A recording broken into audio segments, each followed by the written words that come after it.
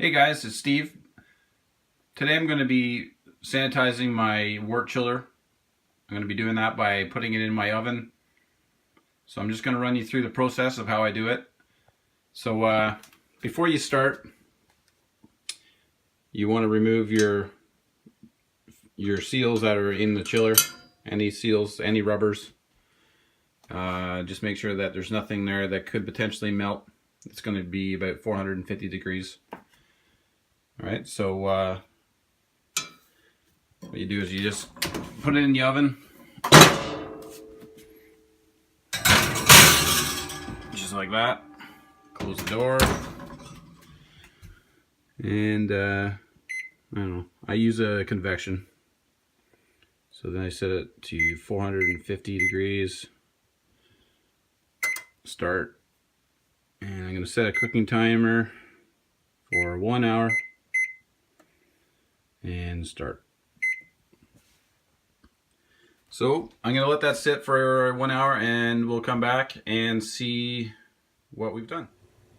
Alright, so here we are. We're just about done the bake in the oven.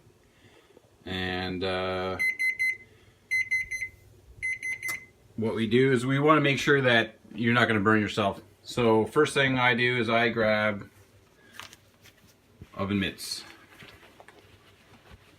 I'm just going to use one hand here today. Hopefully I don't burn myself. So it's going to be extremely hot. So you take this, just set it up on top of your oven, and you want to let that cool. Alright guys, I'm in my garage. So this is what I do for spraying out the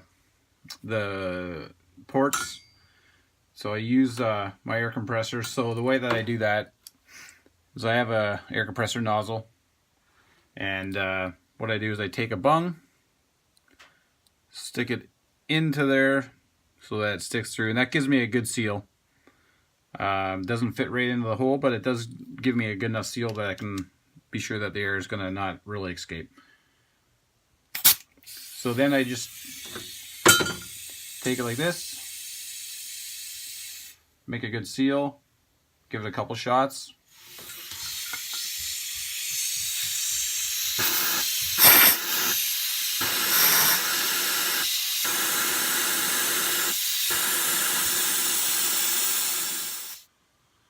Alright, now that the ash is blown out, your chiller is ready to go for your brew day.